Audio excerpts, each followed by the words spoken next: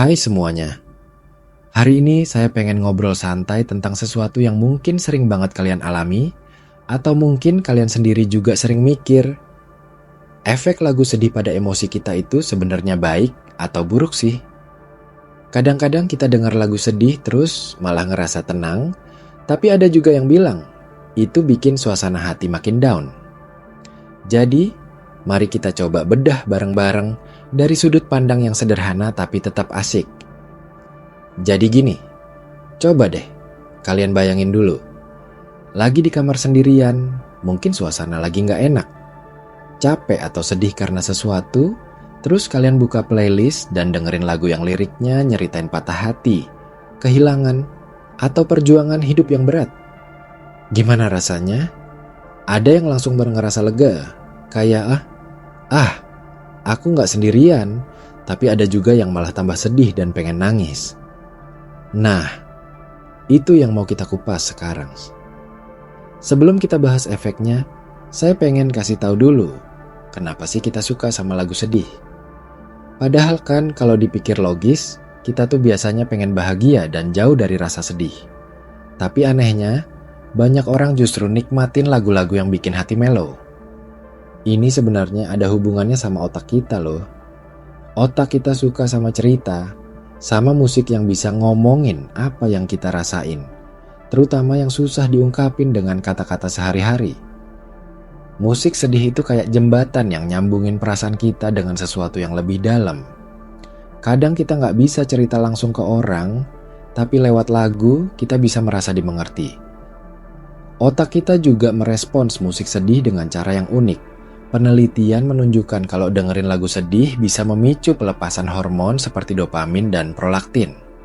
Dopamin itu hormon yang bikin kita ngerasa senang, sedangkan prolaktin berkaitan dengan rasa empati dan bahkan bisa bikin kita ngerasa lebih lega setelah nangis.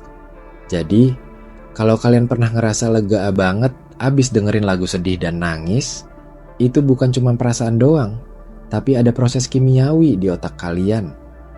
Tapi, jangan salah paham dulu ya. Walaupun ada efek positifnya, lagu sedih juga bisa punya efek yang kurang baik. Apalagi kalau kita terlalu sering atau terlalu lama berendam di lagu-lagu seperti itu. Misalnya, buat orang yang lagi depresi atau anxiety, mendengarkan lagu sedih yang terlalu dalam malah bisa memperparah suasana hati dan bikin mereka stuck di perasaan negatif. Kadang jadi kayak lingkaran setan. Sedih dengar lagu sedih, tambah sedih, dan gak bisa move on. Kalau dipikir dengan logika sederhana, kenapa bisa begitu?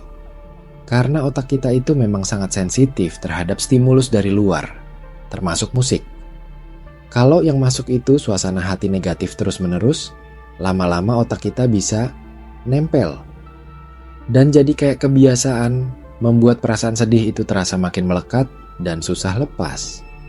Nah, ini juga yang bikin kita harus pintar-pintar mengelola apa yang kita dengarkan, apalagi lagu-lagu yang kita pasang di playlist sehari-hari. Kalau kalian tipe orang yang gampang terbawa perasaan, atau lagi di fase yang emosinya sensitif banget, coba deh ingat-ingat lagi, apakah lagu yang kalian pilih itu benar-benar membantu atau malah bikin tambah parah? Bukan berarti kalian harus ngilangin lagu sedih sama sekali, tapi lebih ke bagaimana kita bisa atur kapan dan bagaimana waktu yang tepat untuk mendengarkannya. Selain itu, ada juga sisi lain yang menarik tentang lagu sedih. Kadang, dengerin lagu sedih itu bukan cuma buat mengekspresikan kesedihan, tapi juga sebagai semacam terapi. Kita bisa merefleksikan diri, ngasih ruang buat emosi yang terpendam, dan lewat itu jadi lebih sadar sama apa yang kita rasain sebenarnya. Jadi, lagu sedih itu bisa jadi alat untuk healing, asal kita nggak berlebihan dan tetap sadar diri. Kalau kalian pernah dengar istilah emotional katarsis, itu sebenarnya yang saya jelasin tadi. Artinya, mengeluarkan emosi lewat cara yang sehat supaya kita nggak menumpuk stres atau beban batin. Dan musik sedih sering jadi medium yang efektif buat hal itu. Tapi kalian tahu nggak?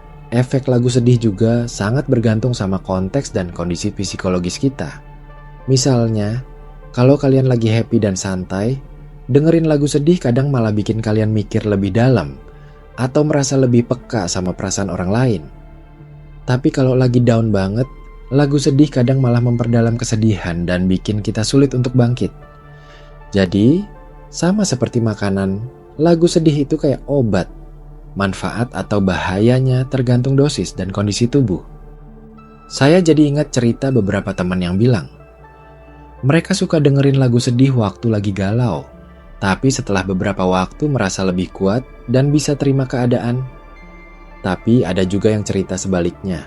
Mereka justru makin lama makin terjebak dalam kesedihan dan gak bisa move on. Jadi intinya, kita harus peka sama diri sendiri dan tahu batasan masing-masing.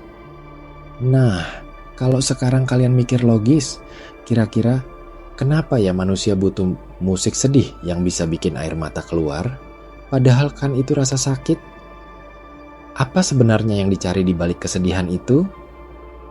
Saya yakin setiap orang jawabannya beda-beda, tapi secara psikologis, manusia itu butuh validasi rasa dan pengakuan emosi. Jadi dengan dengerin lagu sedih, kita kayak diwakilin dan merasa gak sendirian dalam menghadapi masalah. Kadang kita pikir, kalau selalu happy terus malah gak realistis, ya kan? Manusia itu makhluk kompleks dengan spektrum perasaan yang luas. Lagu sedih membantu kita ngegali sisi itu, supaya kita gak cuma ngumpetin perasaan, tapi bisa mengalir dan diolah. Terus, kalian pernah gak ngalamin momen di mana lagu sedih tiba-tiba bikin kalian flashback ke masa lalu atau mengingat sesuatu yang sudah lama terlupakan? Itu karena musik punya kekuatan luar biasa buat mengakses memori dan emosi terdalam. Jadi, jangan heran kalau lagu sedih bisa bikin kita merasa kayak lagi ngobrol sama diri sendiri atau kayak lagi dipeluk oleh sesuatu yang gak kelihatan. Tapi ya, di sisi lain, penting banget untuk kita punya keseimbangan juga. Jangan sampai kita cuma terpaku sama lagu-lagu sedih terus, sampai lupa dengerin lagu yang bisa membangkitkan semangat atau bikin kita tersenyum. Musik itu punya energi, dan energi itu bisa kita pilih mau dipakai buat apa. Kalian pernah denger lagu yang bikin kalian pengen nari, senyum, atau bahkan tertawa? Itu juga sama pentingnya dengan lagu sedih.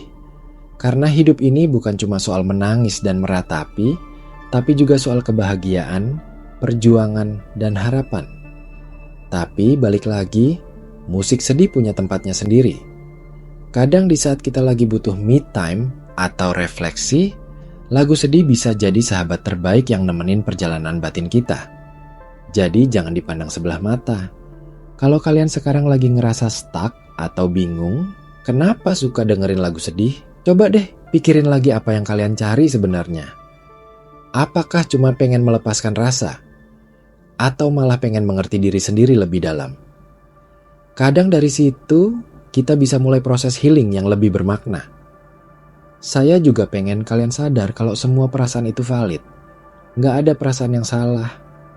Yang penting kita bisa mengenali dan menghargai perasaan kita sendiri, dan jangan lupa untuk cari bantuan kalau memang rasa itu sudah berat banget. Di era sekarang, ada banyak cara buat pakai musik sebagai alat bantu kesehatan mental, dari terapi musik sampai aplikasi yang khusus nyediain playlist buat suasana hati tertentu. Jadi, kalian gak sendirian kalau merasa butuh bantuan lewat musik. Sekarang, mungkin kalian mikir, gimana caranya supaya bisa dengerin lagu sedih tapi tetap sehat secara emosional? Jawabannya simple, dengerin dengan sadar. Artinya, tahu kapan waktunya, tahu kapan kita harus berhenti, dan jangan lupa, cari lagu yang juga kasih energi positif. Kita juga bisa coba mix playlist antara lagu sedih dan lagu ceria. Jadi nggak terus-terusan ke bawah suasana yang sama. Dengan begitu kita bisa lebih seimbang dan nggak terjebak di satu mood aja. Terakhir, saya mau bilang, nggak ada yang salah sama cara kalian menikmati musik, termasuk lagu sedih. Yang penting kita tetap ingat untuk jaga diri dan emosi. Musik itu buat menemani, bukan buat ngejebak. Jadi intinya, lagu sedih itu seperti pisau bermata dua. bisa bikin kita lebih paham diri dan healing. Tapi juga bisa bikin kita makin berat kalau nggak diatur